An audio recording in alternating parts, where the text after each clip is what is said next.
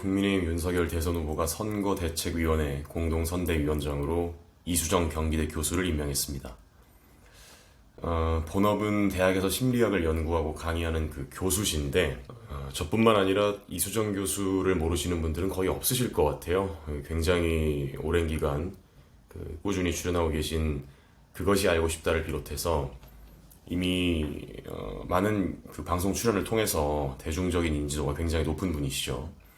이수정 교수의 윤석열 캠프 합류 살펴보는 시간 함께 하시죠.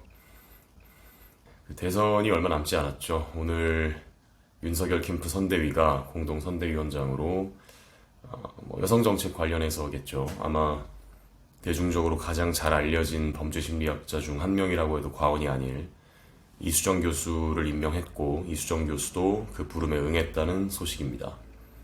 그간 민주당, 정의당, 국민의당 정파를 가리지 않고 여성정책 관련 자문에 응해왔던 이수정 교수신데, 윤석열 캠프에 합류한 그 계기를 묻는 질문에 그쪽으로 갈 수는 없었다, 이런 대답을 했습니다. 그러니까 이게 지금 선택의 이유를 묻는 건데 왜 이런 선택을 했는지, 그러면 우리가 보통 두 가지 방법으로 답변을 할 수가 있잖아요. 선택을 한 이유에 대해서 설명을 할 수가 있죠.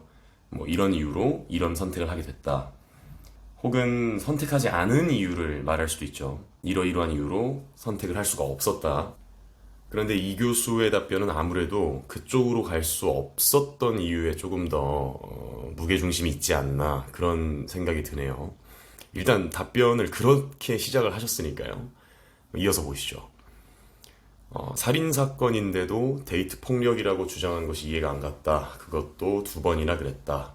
이런 말씀도 하셨고, 그러니까 한 번은 실수일 수도 있고 아주 특수한 경우에 특수한 조건에 또 특수한 결정을 내린 그런 걸 수도 있는데, 이게 2번이 되면 어느 정도 그 사람의 평소 생각을 반영하고 있다, 이렇게 볼 수도 있는 거겠죠.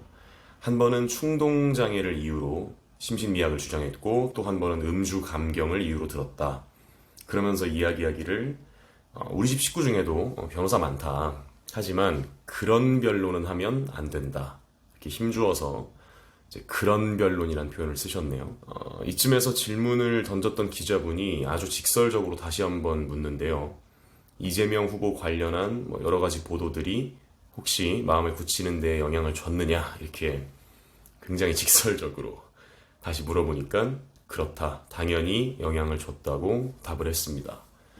그러니까 선택을 하지 않은 이유에 대해서 굉장히 구체적인 답변을 한 거예요. 이게 그 선택을 한 이유 혹은 그 반대편을 선택하지 않은 이유, 이렇게 두 가지 방법이 있는데 둘 다 하는 경우도 있고 둘 중에 하나만 하는 경우도 있겠죠. 이제 좀 껄끄럽게 느껴질 때 어느 한쪽은 굳이 언급하지 않는 편이 좋겠다. 특히나 이 정치판처럼 굉장히 복잡다단하게 관계가 엮여 있는 경우에는 굳이 언급하지 않는 선택을 하는 경우도 많은데, 이제 선택하지 않은 이유에 대해서 오히려 굉장히 구체적으로 확인사살 같은 발언도 했습니다. 이재명 후보는 2006년 모녀살인사건의 가해자 변호를 맡았다. 이 후보는 당시 충동조절 능력의 저하로 심신미약의 상태에 있다는 이제 그런 취지로 변론을 했는데 재판부가 받아들이지 않았고요. 이듬해인 2007년 성남 수정구 살인사건에서는 그 내연녀를 딸이 보는 앞에서 살해한 남성의 공동 변호인이었다. 술에 취해서 심신미약이라는 논지의 변론을 폈는데 이 또한 재판부가 받아들이지는 않았네요. 그러니까 정당을 가리지 않고 그동안 제도, 정책 연구라면 도움을 줬다. 요청이 있을 때마다 도움을 줬다. 하지만 민주당과는 박원순 전 서울시장 때부터 어긋나기 시작해서 이제 돌이킬 수 없게 된 걸로 보였다. 좀 더 직접적으로 자기 의견을 말씀을 해주셨고, 이런 말씀도 하셨어요. 잘 모르는 건 가르치며 나아가면 되지만 잘 알면서도 왜곡하는 건 못 보겠더라. 민주당에는 이미 여성 전문가들이 많은데 그분들이 지금 사람을 20몇 번 찔렀는데 침묵하는 태도로 일관하는 걸 이해할 수 없었다고 덧붙였습니다. 제가 생각하기에는 바로 이 대목이 이 인터뷰에서 가장 중요한 부분인데 조금 이따가 살펴보시죠. 노골적으로 저를 반대하는 사람도 당내에 있다 보니까 더더욱 도움을 줄 필요성이 있구나 생각하게 됐다. 이렇게도 말했는데 사실 이준석 국민의힘 대표는 이수정 교수 영입에 대해 공개적으로 반대 의사를 밝혀왔습니다. 인선 관련한 마지막 회의까지 그 입장을 고수했다고 하는데 이 노골적으로 자신을 반대하는 사람이 당내에 있다는 사실도 오히려 도움이 필요한 상황이라고 이제 받아들였다는 거예요. 당적을 가져본 적도 없고 나는 앞으로 국회의원이 될 생각도 눈꼽만큼도 없다. 다만 미래가 걱정되니까 돕기로 한 것이다. 이렇게 얘기했네요. 이어서 본인이 페미니스트로 규정되고 있는 그 여론에 대해서도 어느 정도 선을 긋는 발언을 했어요. 이 부분을 살펴보면 피해자 중심주의를 널리 알리고 약자 보호 목적의 정책에 기여하는 게 아마도 범죄심리학자로서 갖는 그 소명이신 것 같네요. 저는 이 소식 관련해서 세 가지 정도 이야기를 하고 싶습니다. 첫 번째는 외부 전문가들이 민주당과 일을 하고 나서 보이는 공통적인 태도인데요. 이제 한 분야를 오래 연구해서 자기 철학을 가지게 된 전문가라면 자신이 가진 그 전문성을 발휘해서 사회를 바꾸는 데 기여하고 싶다는 생각 할 수 있겠죠. 어느 분야든지 그 분야를 막론하고. 또 정당 측에서는 전문가가 가진 전문성을 활용하는 것은 물론이고 그 전문가가 대중적인 인지도까지 있다. 그러면 그 당의 이미지 쇄신에 도움이 되고 때로는 그 지지층의 저변을 확대하는 데 도움이 될 수 있기 때문에 이게 실리적인 측면과 홍보적인 측면 일거양득이 될 수 있습니다. 오랜 기간 우리가 익숙하게 봐온 모습이죠. 흥미로운 점은 이게 지난 몇 년간 현 정부 들어서고 지난 몇 년을 살펴보면 완전히 진영 논리에 매몰된 경우를 제외하고는 이제 그런 사람들은 논외로 하죠. 제외하고는 민주당과 실무를 주고받았던 전문가들이 연을 끊는 경우가 굉장히 많다는 거예요. 이수정 교수가 2000년대 초부터 연을 맺어온 활동가들이 민주당을 통해 정치권에 유입됐어요.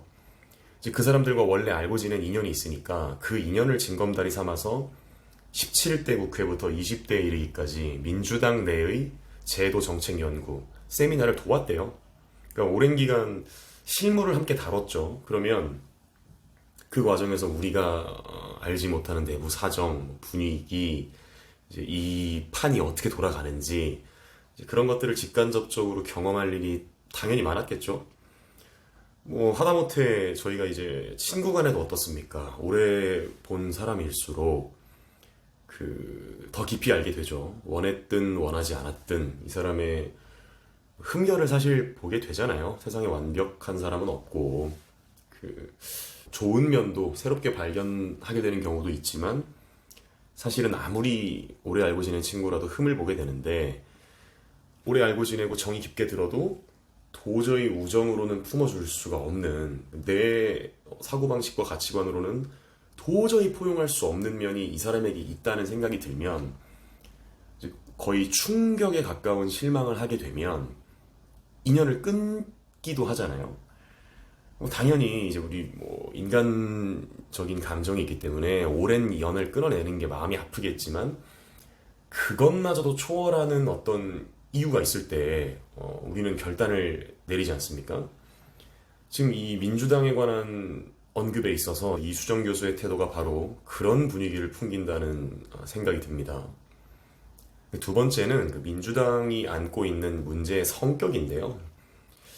이 부분이 잘 말해주고 있죠. 잘 모르는 건 가르치며 나아가면 되지만 잘 알면서 왜곡하는 것만큼은 도저히 못 보겠더라. 이런 언급이 있었는데 민주당이 아닌 윤석열 캠프에 합류한 이유, 그 이유를 차이를 통해서 설명하고 있는 거라서 그 성격이 극명하게 드러나요. 예를 들어서 어떤 어린아이가 어른에게 반말을 하고 있다고 생각을 해보시죠. 그러면 이제 어른에게는 존댓말을 해야 한다. 예의 있게 행동해야 한다. 이런 올바른 사회 규범을 설명해주고 이유를 설명해주면 되지 않습니까? 납득을 하겠죠. 아이가 몰라서 그랬다면 잘 이끌어주면 되는 문제인 거예요. 근데 누가 봐도 성인이고 사회적인 상식을 충분히 갖췄을 법한 사람이 도저히 받아들이기 어려운 그런 태도로 행동을 한다, 예절없이 행동을 한다면 저희가 어떤 생각을 하게 됩니까? 심지어는 온갖 궤변을 갖다 붙이면서 자신의 폐륜적인 태도에 대한 반성 없이 정당화, 합리화만 하려고 한다면 어떤 생각이 들까요? 똑같은 결과가 나오더라도 알면서 그렇게 하는 것은 그 문제의 성격이 더 심각하다는 겁니다. 이건 기저에 깔린 어떤 의도, 뚜렷한 목적을 의미하거든요. 다른 목적, 더 중요한 목적이 있기 때문에 알면서도 다소 왜곡된 시도, 왜곡된 결과를 끌어내게 되는 거예요. 지금 이 경우를 보면 공감할 수 있는 정책, 사회 다수가 납득할 수 있는 정책을 펴야 되는데 그게 진짜 중요한 거죠, 지금 이 상황에서는. 근데 다른 목적, 다른 더 중요한 목적이 있기 때문에 알면서도 현상을 왜곡하고 외면하는 현상이 나타나는 거죠. 바로 그런 사태를 이수정 교수는 가까이서 목격했던 것입니다. 오랜 기간 연구를 통해 자신의 전문성을 입증했고 또 오랜 기간 민주당과 실무를 다뤄왔던 이수정 교수가 바로 이런 이유를 들어서 윤석열 캠프 합류를 결정했습니다.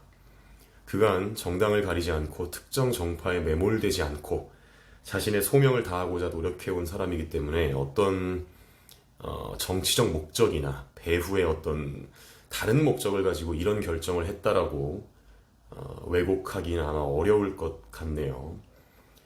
20, 30대 여성들로 윤석열 지지층의 저변이 확대되지 않을까 조심스럽게 그런 짐작을 해봅니다.